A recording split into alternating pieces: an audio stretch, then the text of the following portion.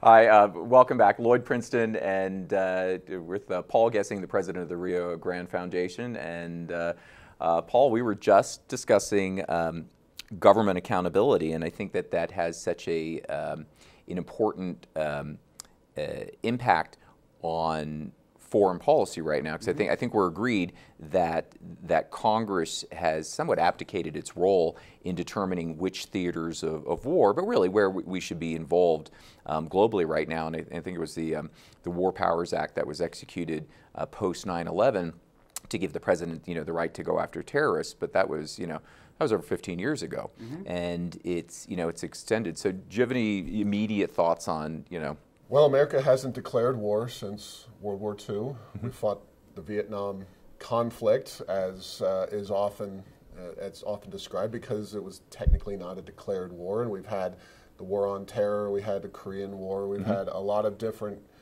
conflicts back and forth. You're running to represent this congressional district in Congress. Part of that, to me, implies that you would want to restore some of Congress's powers in these areas. And it's clear in the Constitution that it's Congress that is supposed to declare war. It's Congress that's supposed to drive the foreign policy, but they have abdicated it. So how do you see that as potentially a libertarian in Congress?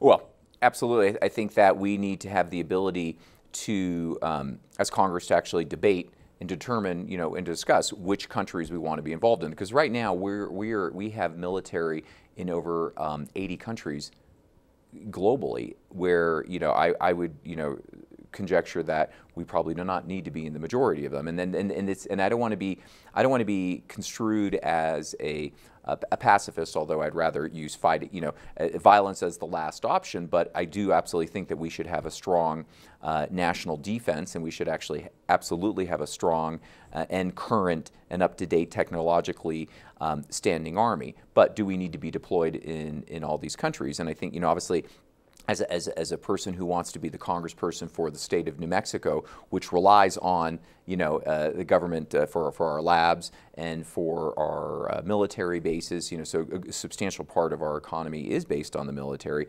I realize that there may be some apparent conflict about that, but I think we need to make educated and rational and humanitarian decisions about where we're going to deploy our military, and that has to be the overriding factor. And then, as a state, I think number two, we need to lobby for for an appropriate piece of a pie that's a legitimate pie.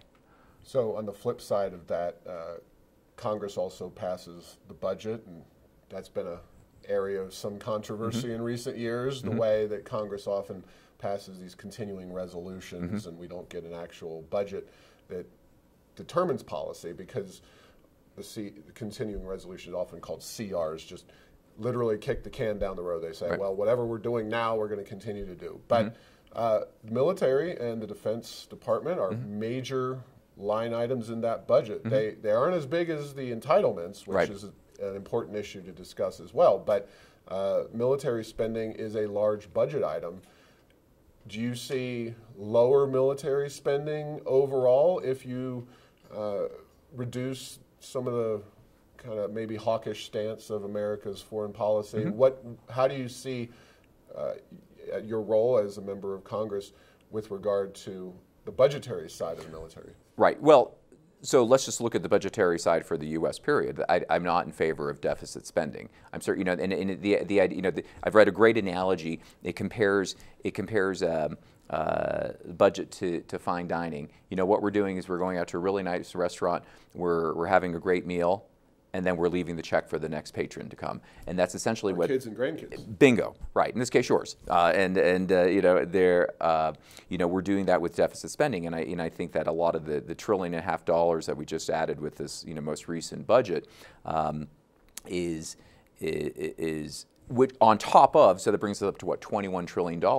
I actually, interesting enough, this does have a destabilizing effect on our country. The greater our debt grows, it actually is going to, at some point, it starts to have a negative impact on us as a U.S. superpower, should there be any kind of global meltdown. So interestingly enough, we're spending this money on military to perhaps increase our strength, and yet at the same time we're adding to a federal deficit, which has the potential to decrease our strength and to destabilize us. So I think that's step one.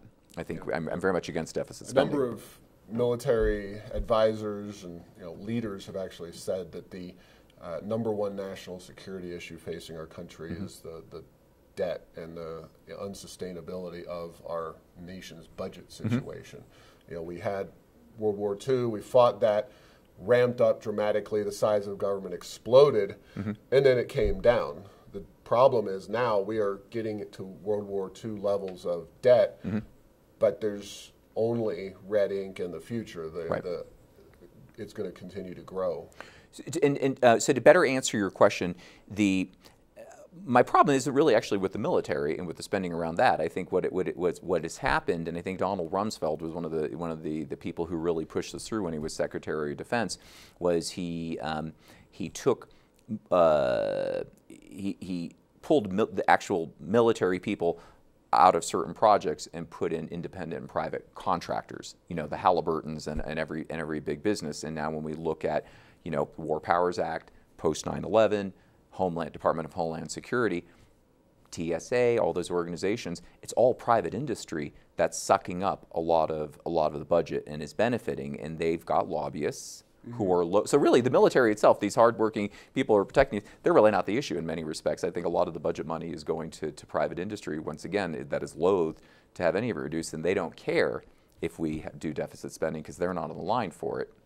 Yeah, I see the point. I think ultimately it's the same issue as we have, and we haven't really talked about criminal justice policy here, but prisons can be managed by government employees or private employees, and wars can be fought by Blackwater and private companies, and they can be fought by traditional military.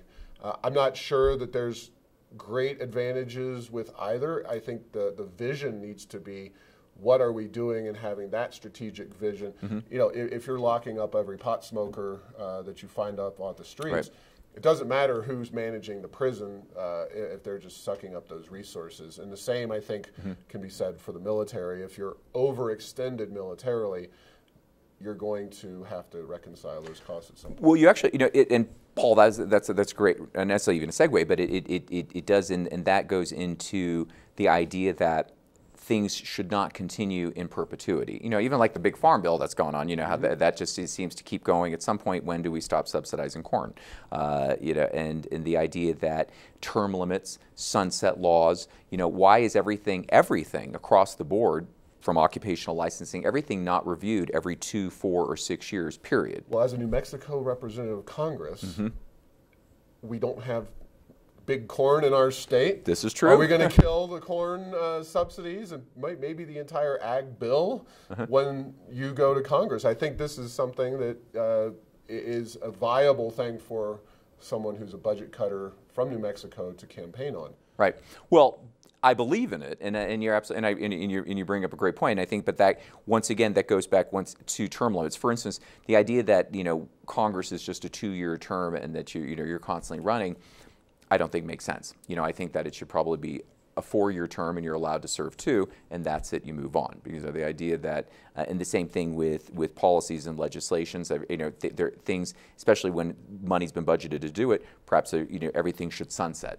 That it's going to stop, and that we have to completely take a look at it from a state level, but also from a federal level too. Because I think when people count on a program in perpetuity, they get lazy. And I think that the qualities go down, and that you're going to get the check. What difference does it make? It doesn't matter what I do. I'm going to always get the check. And I think that scenario that can be applied just across anything. Yeah, whether you're a farmer or a welfare recipient, and absolutely, we have unfortunately put American agriculture, many aspects, certainly not all, and I think there's a lot of them that do interact with the marketplace in a relatively free fashion, but some of those industries, corn being a major one, sugar being another one, and another product that really is not produced in New Mexico, there's a number of them that gee, why are New Mexicans writing checks to them not to plant their crops? It just makes no sense. Yeah, absolutely agree. Well, let's take a quick break, and then we can talk about entitlements.